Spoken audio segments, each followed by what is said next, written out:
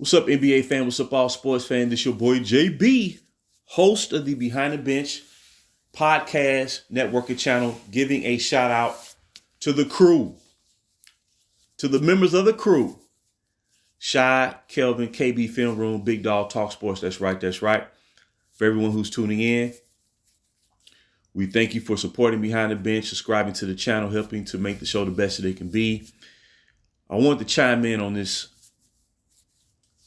subject, give my 2 cents. At first, I didn't even really want to say anything because there's really nothing to say when it comes to, trying to uphold or expecting the standard to be upheld when it comes to the integrity of a sport that you, in a league that you come to follow and appreciate and respect and love, for decades and decades and decades and decades. And I know one thing, we never would have seen this take place in any generation prior, from the 60s to the 70s to the 80s to the 90s, even up into the 2000s. Pre-player empowerment era, the so-called player empowerment era, to me has been a detriment to the NBA on so many levels. And we continue to see that negative influence and impact on opening night. And I hate to keep on harping on, this is my squad, but at the same time, this is not my squad. What I mean by that is, when you're a lifelong fan and when you see a situation where a franchise is being hijacked and taken over, that's not your squad. Not in spirit. That's not what's going on right now. And there's so many positive stories involving other teams, Oklahoma City Thunder, teams like that, what the Denver Nuggets achieved by winning their first league championship season, coming up on 2 seasons ago. So many positive stories. Charlotte Hornets came back on the road to defeat the Houston Rockets. LaMelo Ball is back in action. Lonzo Ball's returned back to action. It's so many positive stories, man. And it seems like it involves young talent in this league, man. It seems like the negative stories are generated by the veteran players, man. Not every single veteran player, but just in the grand scheme of things, man. And when you get right down to it, the standard is not being upheld. The bar continues to get lowered on a yearly basis, man. And the NBA has the potential to generate another true golden era. But in the same breath, if they keep following this trend and allow player empowerment to dictate the landscape or manufacture precedents, this league could become not just second rate, but third rate. And it's all because of one guy. I'm sorry, man. At the end of the day, it's all because of one guy. And the motivation behind this really is to say, at the end of the day, that this man accomplished something that Michael Jordan was unable to do. But as many basketball fans, long-standing basketball fans, have stated time and time again, Michael Jordan respected the game. He honored the game. He understood there's a code, man, that you have to follow, to where you retire and leave the game on a positive note, or elevate the game in some respects. You don't have to reinvent the wheel. If you go out there and compete and give it your all, you're going to be appreciated, even if you don't win a championship, even if you're not a superstar. And as I said, you don't have to be the greatest of all time to be appreciated and respected. There's only one player that can truly be viewed as such. And there's only a handful of players, a couple of players that deserves to be in the conversation. And the guy that's causing all this mayhem, he's not in the conversation. When you look at the totality of his career and you see how it's been based on a lot of manipulation. And when this man's son was drafted during the offseason, I was stunned that something like this can happen. Not stunned for good reasons, but stunned for bad reasons. But I wasn't shocked at the same time. Because, according to the Laker brass, they said their goal is to make the eye of the hurricane happy for the remainder of his career. But he'll never be happy because he's going to want more and more. He's going to want to take away. It's all predicated on taking away from precedent and custom, and which you worked hard over time to build, to take away from that, to stage his own legacy. That's what this is about. And like I said, I have nothing against, as far as personal wise, this is not about attacking anybody personally. I know how to separate the professional association with the sport and the league from one's private life. It's not about hating the person. It's about hating what he's done to the league. And when his fans, or just fans in general, look beyond the individual and look at the whole is always greater than the sum of his parts. Michael Jordan never came across as trying to become bigger than the league. I'm telling you, and Chicago Bulls was not my squad.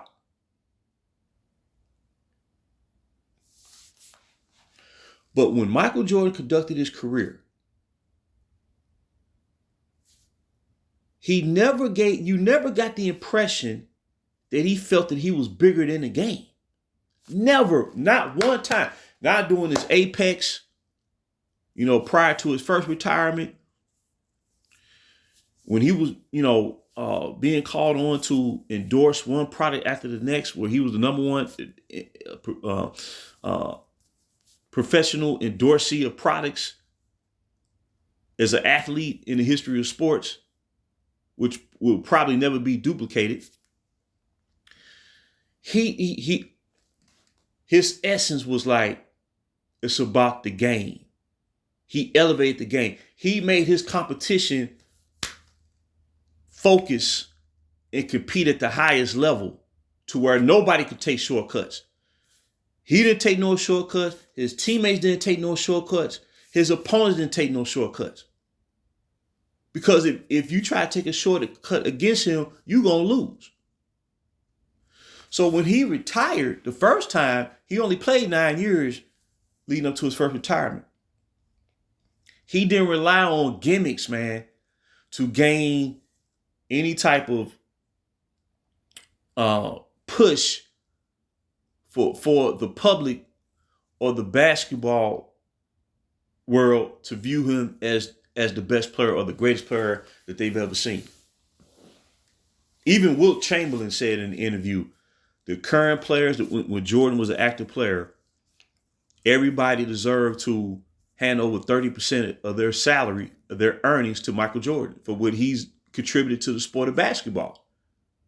Wilt Chamberlain said that. So, this so-called moment, man,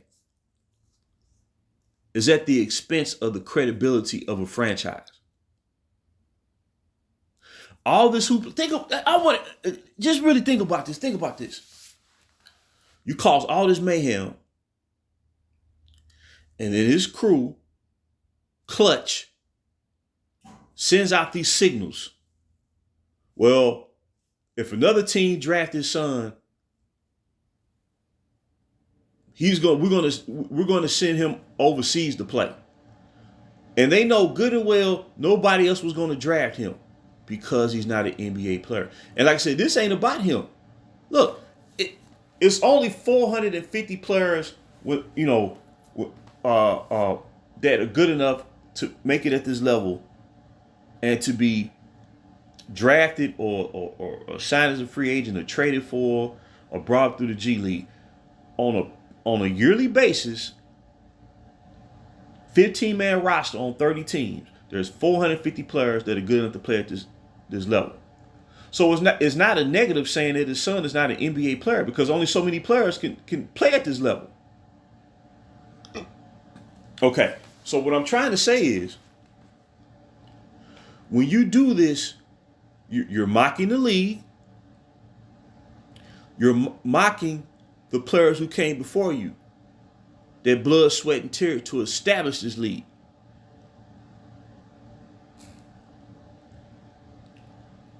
And all this hoopla just so people can say that he's on the court with his son at the same time, to where what? He can pass him the ball on a couple of possessions? And his son didn't score nothing. He didn't score a point. And I guarantee you, his son knows deep down he don't deserve to be in the league. I mean, sir, I would say this about anybody who got pushed through.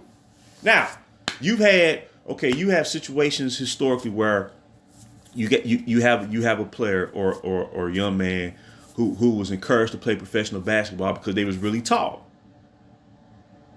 And maybe their heart wasn't in it, but because of their physical nature, by being so tall, by default they was able to provide some sort of contribution, even though they may not have met one's expectation of how they wanted them to be once they entered the NBA. Yes, we've had examples like that.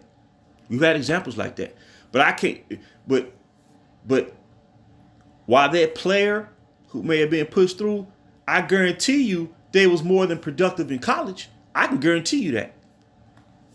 To at least where they averaging. Okay, I pulled up Luke Walton's. No, Scottie Pippen Jr.'s. I pulled up his college stats yesterday, just out of curiosity. He played 3 years in Vanderbilt. His rookie year, he averaged about 6 points a game as a freshman.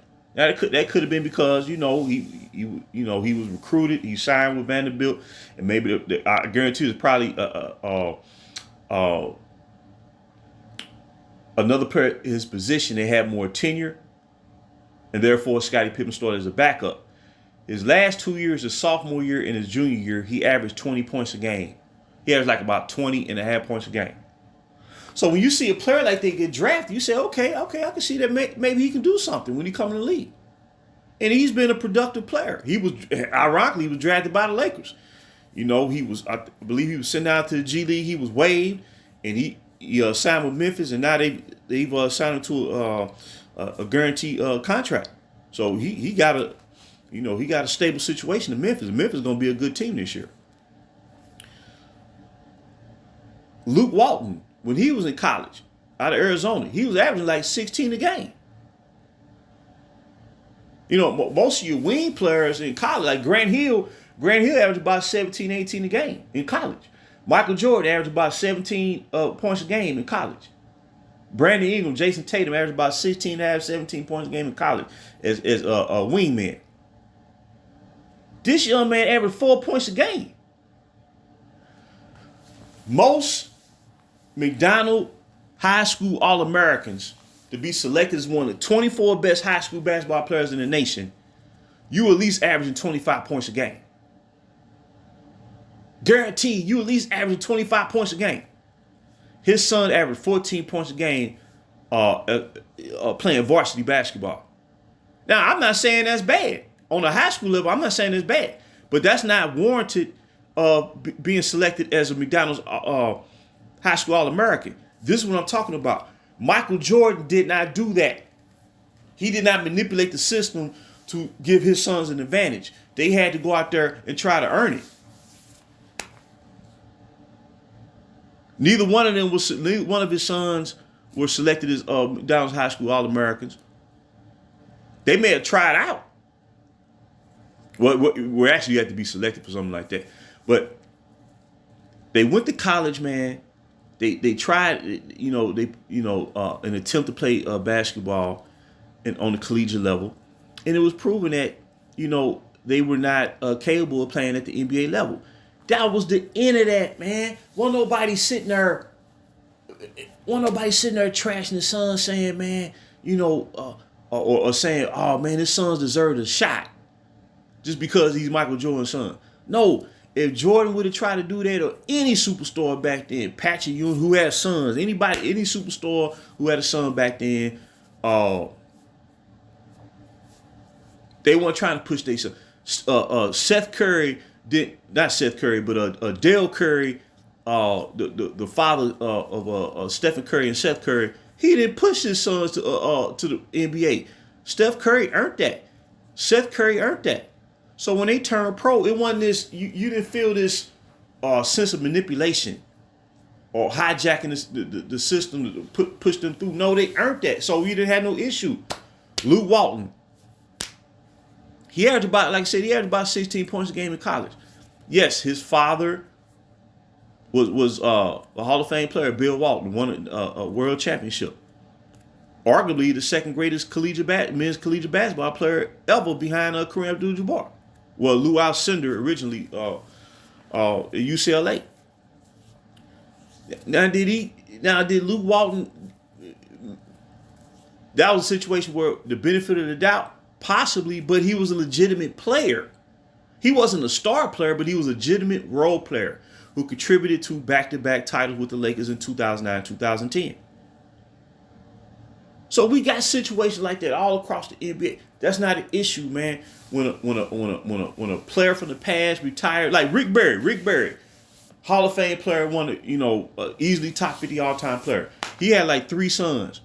I think all his sons, Brent Barry, John Barry, and he had another son playing in the pros. They were solid. They were solid players. They weren't what would be considered scrubs. So their name gave them benefit of the doubt, but they still proved they was capable to play at this level and be competitive and worthy to be in the NBA. This man's son is not an NBA player. And all this ranting and raving and celebration and all this, man, is like, man, the game is the dynamic, the bar is being lowered, man. And I ask myself, do people that support this stuff, do they really care? Well, they definitely don't care about the Laker franchise. Do they care about the league, man? Do they respect the league? I'm not saying you have to know everything about the league from the past. I'm not saying that. I'm not saying that you have to every day say, man, I appreciate what Bird, Magic, and Jordan did in the league, or Will Chamberlain, Bill Russell. I'm not saying that you have to do that. I don't do that.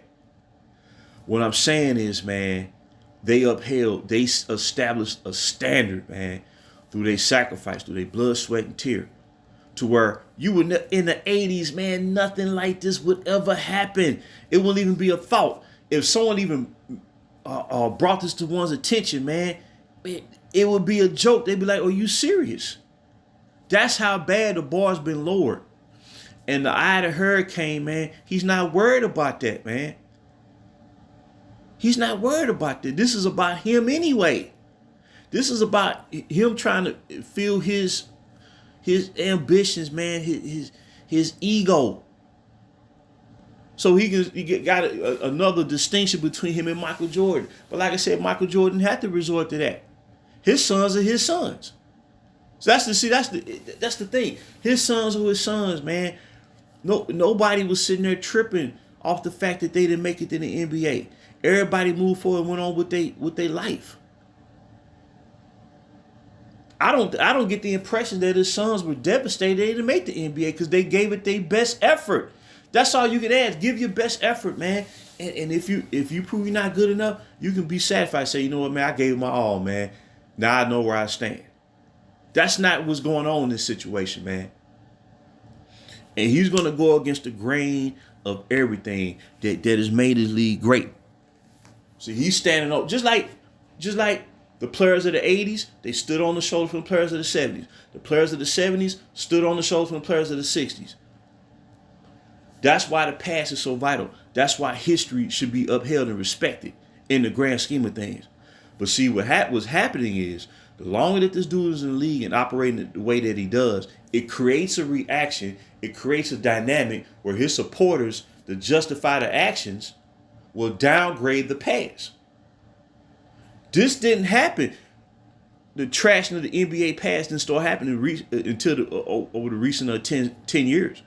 You didn't see this going on in the 90s. You didn't see 90s players trashing 70s players, or fans of the 90s that grew up in the 90s watching basketball. They weren't trashing. You didn't hear nobody trashing Walt Clyde Frazier or Dave DeBusschere. They was like, man, that's Clyde Frazier. Regardless of whether you think Jordan was better than Clyde Frazier or not. Man, Earl the Pearl Monroe, they called him Black Jesus to this day. Earl the Pearl, man, just the name. He was a New York City legend. Earl the Pearl. And it's beautiful, man. But they've taken that and they totally warped it, man. And I just think it's disgusting. I think it's disgusting, man. But at the end of the day,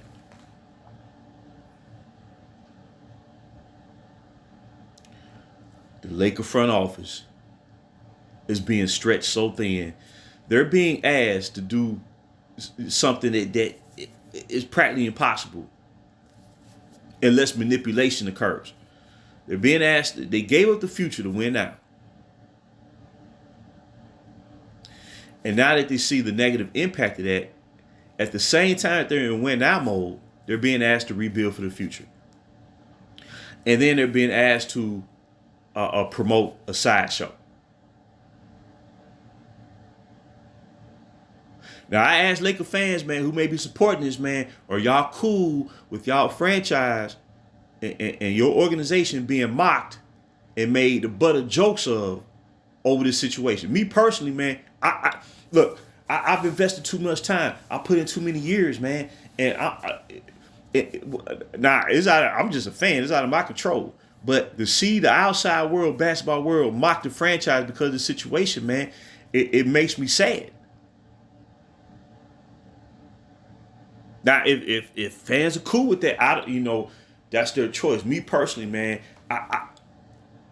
it's like knowing that this is unnecessary and this is not something that should be taking place in the league. This is professional basketball, man. This ain't WWE, but that's what it's being turned into. This is pro ball. Just like any profession at the highest level. This is not something that should be mocked. I'm not saying that you can't have fun watching it, man. When trash talking, man, you get caught up in it, man. Cats may do something funny sometime. You laugh and chuckle. That's great. That's great. Dennis Rodman, man, he did some funny stuff out there. But when it was time for him to buckle down and get it done, man, he cut out the shenanigans, dog. Because a lot of that was to get into the opponent's mind. But when he knew he had to go out there and get it done, man, he wasn't about that. He went out there and got it done. There's lighthearted moments in the league, man. You had programs back then, man. NBA Inside stuff. They would do features about funny occurrences throughout the season or bloopers. That's cool, man. That's sports. But what I'm talking about, when you single-handedly manipulate a situation to generate a disingenuous outcome, man, it hurts the game. It hurts the game. Then what happens is you got a body of fans out there that feel that the game is no longer credible. That it can't. It creates a great deal of cynicism. That's what I'm trying to say. That's what's going on now with my squad, man. This shouldn't even be taking place, but it is. And I get the sense, me personally, and I'm gonna shut it down. Me personally, that young man's father, who pushed this and forced this to happen, he know good and well that his son is not an NBA player. This man been playing professional basketball for over 2 decades. He done seen players, you know, on the NBA level, the superstars, the all-stars, the role players, the shooters, the G League players. He done seen all the levels of talent. And he know that his son is not an NBA player. Me personally, it appears to me that you know, they moved mountains or whatnot. The league was thrown under the bus. So they can sit there and say for a couple of minutes on one night that he was on the court with his son at the same time. That's what it seemed like. That this is all this all this push, and all this chaos was generated for one night, man. That's not genuine, man. I'm sorry, it's not genuine. But like I said, I know his fans gonna take up for him, man. You know, but if they truly care about the game, like I'm gonna put it this way: if Kobe Bryant been my guy since I first saw him play in high school. If he tried to pull something like this, if he had a son, the late great Kobe Bryant, if he had a son and he tried to pull this stunt, I'd be saying the exact same thing, man. If Michael Jordan had pulled this stunt, basketball fans would been saying, man, what he doing, man? What he doing? Any superstar, we can go down to Tim Duncan or KG, Kevin Garnett, picking the Keem Olajuwon, Patrick Ewing, Clyde Drexler. If they had a son, man, it was like high school age, about to, well, they didn't really have a G League back in the day, but they had a CBA. It was called the CBA, Continental Basketball Association. That was kind of the equivalent per se of what the G League is now. And I love the G League. I think it's a excellent. It was an excellent idea to create that league. So that's why I say it's not about the past. If a good idea is presented, man, I'm all for it. If it continues the integrity of the game. But at the end of the day, I'm gonna shut this down. But at the end of the day, if any superstar back then, Larry Bird tried to pull this stunt, we'd be like, man, what Larry Bird doing, man? What is he doing out there? So this ain't about trying to target one guy all the time, but it's just the one guy is always, that's why I refer to him as the eye of the hurricane. So, and these moves that he makes, it creates divisions between fans who supporters of him that think everything he do is gravy and 100, and then fans like, what in the world is going on? See, that lets you know it's a problem. His son is not an NBA player. And then as a Laker fan, as a lifelong Laker fan, who like I watched Brandon Ingram last night. Brandon Ingram dropped 33 last night in the season opener without the franchise player. See, like I said, Brandon Ingram shouldn't be down in New Orleans. But man, he did a bait. He spent off a double team on the baseline with his offhand, man. And he did a baseline fadeaway jumper. It was all money. And I swear, it looked just like Kobe and it looked just like Jordan, man. Everybody can't do that type of move, man. And I'm telling you, dog, when you see what was let go, traded away, waived, cut, and then you see a young man drafted who has no business in the league, man, you would think fans of the franchise would take this some kind of way, but like, what in the world is going on? We kicked everybody else out the door. Well, everybody else was kicked out the door. But that's what I'm saying. The eye of the hurricane is the type of individual. Like I said, when it comes, what he do off the court, man, what these athletes do off the court, man, I don't even, I mean, as far as their day-to-day life, man, I don't be sitting there focusing on that stuff. But at the end of the day, he's the type of individual, man. If you give him an inch, he's going to take a mile. That's who he is. It ain't a thing where, it's not a thing where he thinks like, man, you know what, man, that's not a bad idea. I ain't going to do that, man. I see where people coming from. That's not who he is, man. That's not who he is. Because he's trying to come up with any idea. It's not really based on the actual basketball per se that's going to gain favor with his supporters or whatnot to say distinguish him from Michael Jordan. Like, playing in the Olympics for the third time, and even that was largely exaggerated, and so they can say he won more gold medals. They were so focused on this Olympic team being viewed as better than the original Dream Team. It wasn't even about representing the country and beating the other nations during the Olympics. It was about proving that they were better than the Dream Team. But Michael Jordan didn't want to participate in the '92 Olympics because he had already experienced that as a collegiate player coming out of college in 1984. And then, he went ahead and did it because, they asked him to do it. And then after that experience, he said he wasn't going to do it no more because he wanted to give young NBA players or whatnot opportunity to represent their country in the Olympics. You see what I'm saying? What I'm trying to say is, man, Michael Jordan, he was very self-aware as an athlete and knew where he stood in his place in basketball history, in sports history. And he didn't mock. I can't think of one instance where he mocked the league or thought he was bigger than the game. Not one time.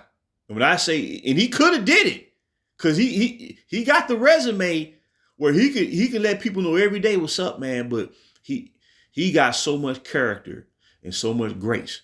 I'm not saying he's perfect human being. I'm talking about for representing the sport of basketball and being the best player. I don't even want to say Michael Jordan was the face of the NBA. You didn't hear that type of talk back then. You didn't hear, even though he was the best player in the NBA, you didn't hear they saying Michael Jordan was the face of the league.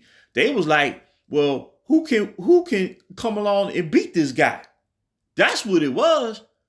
They was trying to distract Jordan to keep him from winning. You see what I'm saying? It wasn't about, well, Larry Bird and Magic Johnson facing the NBA. No, they was like they helped generate the NBA to become, as they say, the golden age of the league during the 80s. But they weren't sitting there saying, well, Jordan the face of the NBA. Because it's kind of offensive in a way to say who's the face of the NBA.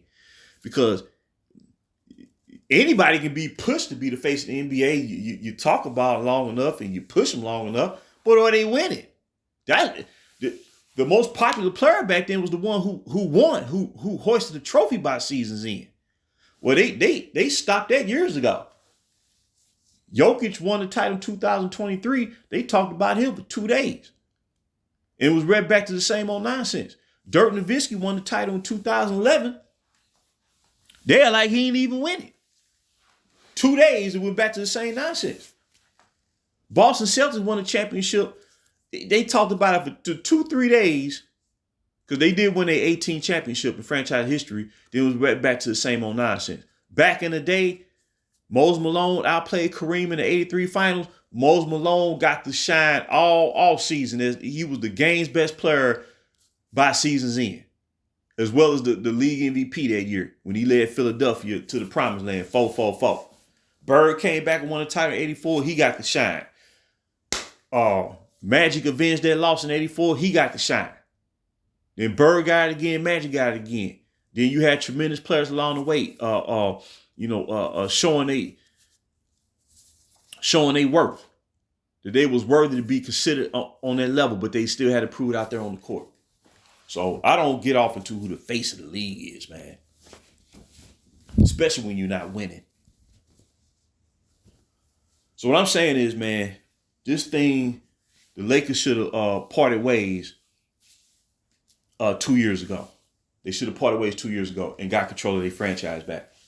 And I'm gonna ask fans of this guy, and I'm gonna end it with this.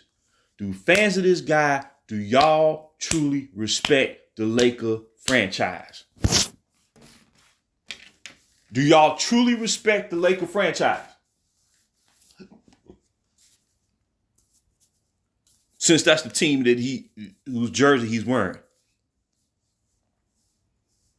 For something like this to go down, to push for something like this, there can't be no respect to the franchise, dog.